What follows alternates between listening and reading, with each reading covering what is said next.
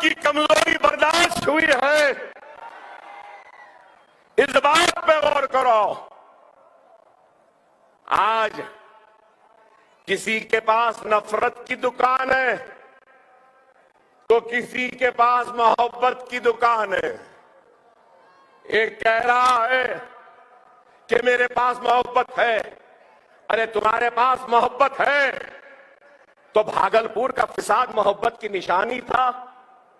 मलियाबाद का फिसाद क्या मोहब्बत की निशानी था? क्या रोडकेला का फिसाद मोहब्बत की निशानी था? क्या गुजरात का फिसाद मोहब्बत की निशानी था? क्या बाबरी मस्जिद का ताला खोलना मोहब्बत की निशानी थी? मोहब्बत की दुकान चलाने वाले तुम्हारे बाप ने शिलान्यास करवाया चबूतरे पे और वहां से कैंपेनिंग का आगाज किया था। क्या यह मोहब्बत की दुकान थी? बाबरी मस्जिद की शहादत क्या मोहब्बत की दुकान है? बंबई के फिसादात क्या मोहब्बत की दुकान है? अरे 55,000 फिसादात देने वाले आज मोहब्बत की बात कर रहे हैं।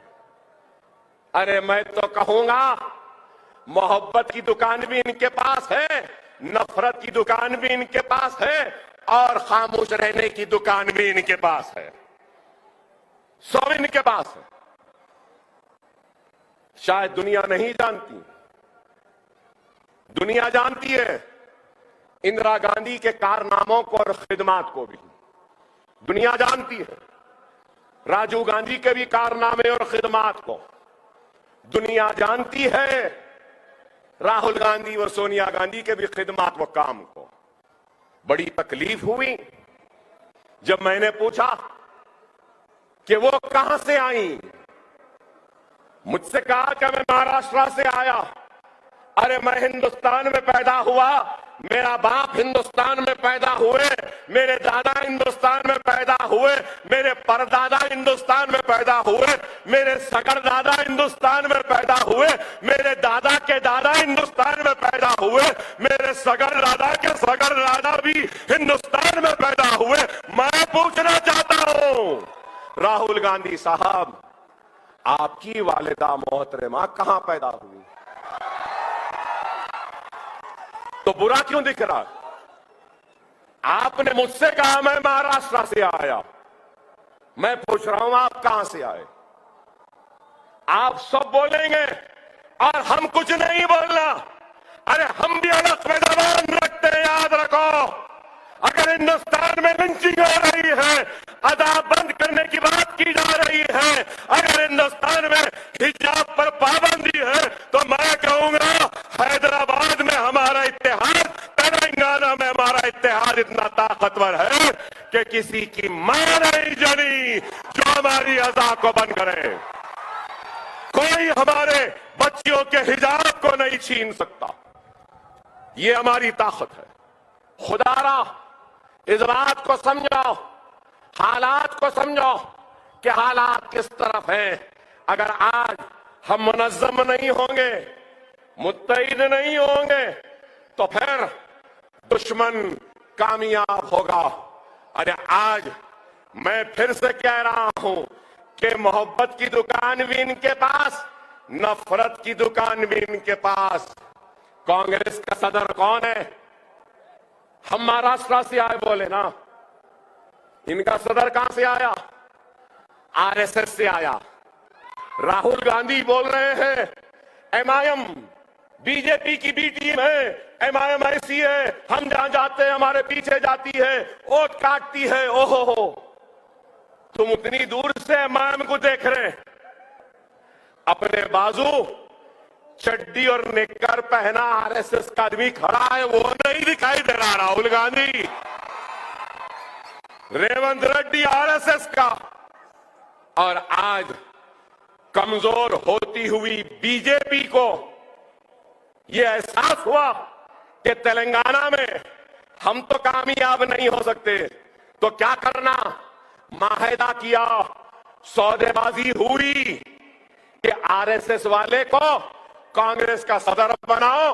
आरएसएस भी काम करेगी, विश्व हिंदू परिषद भी काम करेगी। और इस आरएसएस वाले को चीफ मिनिस्टर बनाना। अगर मैं गलत हूं तो हमसे बोल रहे हैं। चलो मैं कहता हूं रेवंत, भाग्य लक्ष्मी की जो मंदिर है ना चार मीनार के पास, आ जाओ, वहां पे कसम खा लो और बोल दो कि मैं आरएसएस में नहीं था।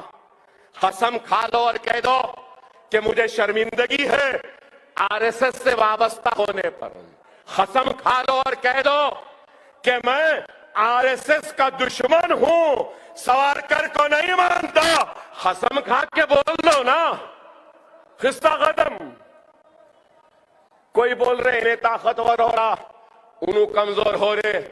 कोई भी ताकतवर हो जाओ, कोई भी कमजोर हो जाओ, कितना भी ताकत क्यों न मिलने, हमारा सहारा जरूरी है। मैं ये बात कह रहा हूं, याद रख लो, एक वक्त फसल बोने का होता है, एक वक्त फसल तैयार करने का होता है, और एक वक्त फसल काटने का होता है। और अब वक्त कौन सा है मालूम? सालार ने फसल बोई थी, फख्र मिल्लत ने फसल बोई थी, सालार ने फसल तैयार की, और अब फसल तैयार है, काटने का वक्त है। समझो मेरी बात को, समझो मेरी बात को। फिर से दोहरा रहा हूं, सालार के जुमले को हम बादशाह गढ़ के मौकफ में हैं। हमारे बादशाह गढ़ के मौकफ को कमजोर होने न दो मुसलमानों।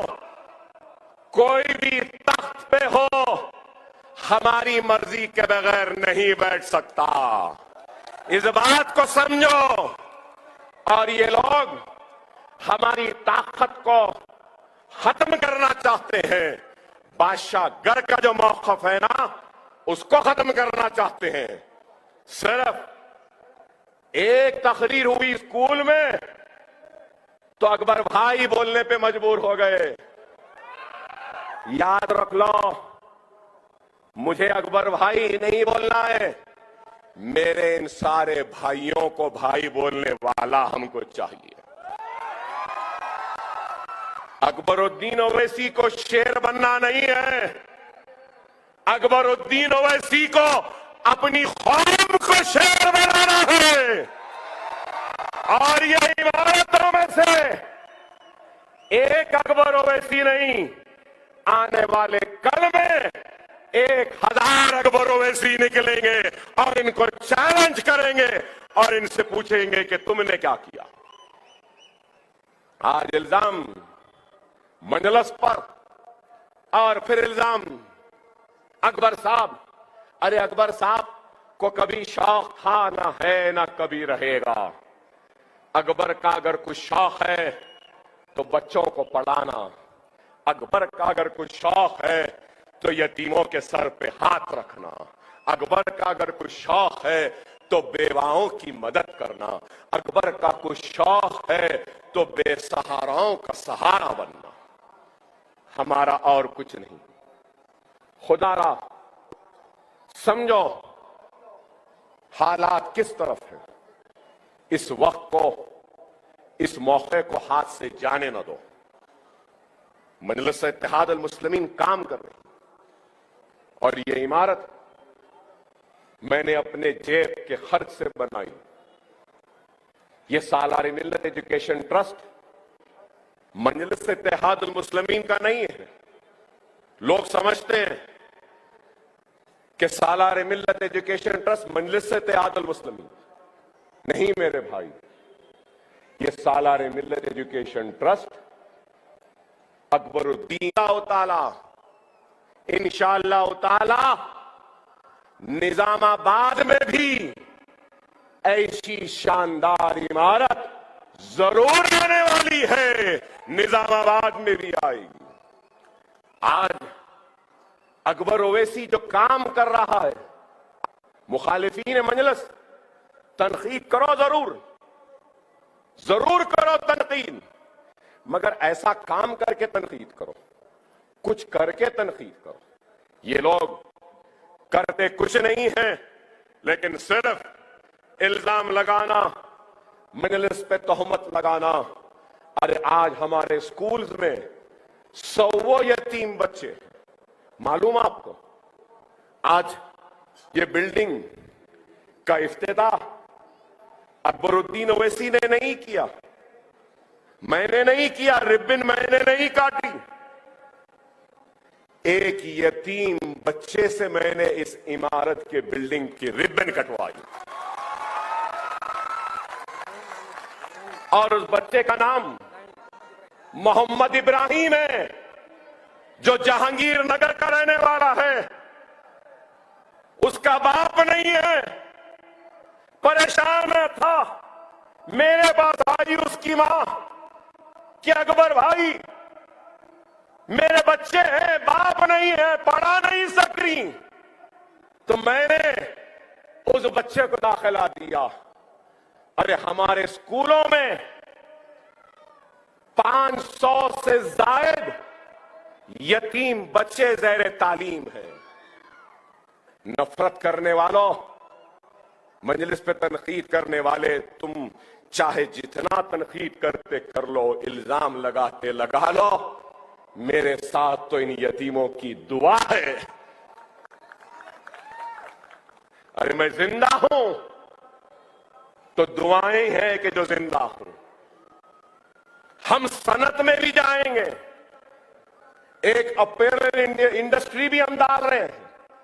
ये जैकेट, ये shirt, jeans pant, T shirt, बुर्के, शर्ट शलवार, ये कपड़ों की एक इंडस्ट्री भी सालारे मिल्लत एजुकेशन ट्रस्ट डालने वाली है, और 4000 बेवाओं को रोजी रोटी पर लगाएगी, यहां पे काम दिले आएगी।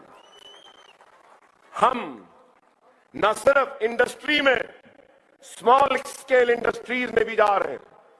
लोग बोलेंगे कि क्यों जा रहे हैं? इसलिए जा रहे हैं, जिंदा हूं, चला रहा हूं, मर गया तो कौन चलाएगा? अरे मरने से पहले मेरे इदारों को ऐसा बनाऊंगा कि वो खुद ब खुद चलते रहेंगे। मेरी मौत के बाद भी मेरे औलाद या मेरी बीवी से जाकर नहीं मांगेगा मेरा इदारा कि चलाने के लिए तनख्वाह दो। 53 लाख महाना, 53 लाख महाना तनख्वाह है। 10 लाख लाइट का बिल आता है, क्या मामूली है? 700 लोग, डॉक्यूमेंट्री में बताया गया, 700 लोगों को मुलाजिमत मिल रही है सालारे मिल्लत एजुकेशन ट्रस्ट में। क्या ये अपने आप में काम नहीं, कारनामा नहीं? मुझे खुशी हो रही है कि आज ये सरों का समंदर हमारे इस काम को कबूल कर रहा है, और हमारे काम की खुशी में आज यहां जमा हुआ है। मैं शुक्रिया अदा करता हूं आप सबका कि आपकी मौजूदगी मुझे और हिम्मत दे रही है। यह आर्च का यह मजमा, यह बेजुबान मजमा नहीं है। यह मजमे की खामोशी मुझे यह हिम्मत दे रही है, मुझे यह जज्बा दे रही है कि अगर बकायदे हयात रहा और 20 बरस तो इंशाअल्लाह 20 बरस बाद 15,000 की जगह 50,000 गरीब मुसलमान बच्चों को तालीम का इंतजाम अकबरुद्दीन ओवैसी करेगा। हम काम कर रहे हैं। जूनियर कॉलेजेस आए, 3 junior colleges, 2 junior colleges, 3 junior colleges आइंदा साल आएंगे। आइंदा साल डिग्री भी आएगी, यहां डिग्री कॉलेज भी आएगी।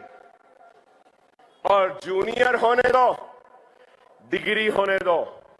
यतीम है तो सीधा अकबर ओवैसी के स्कूलों में आ जाए।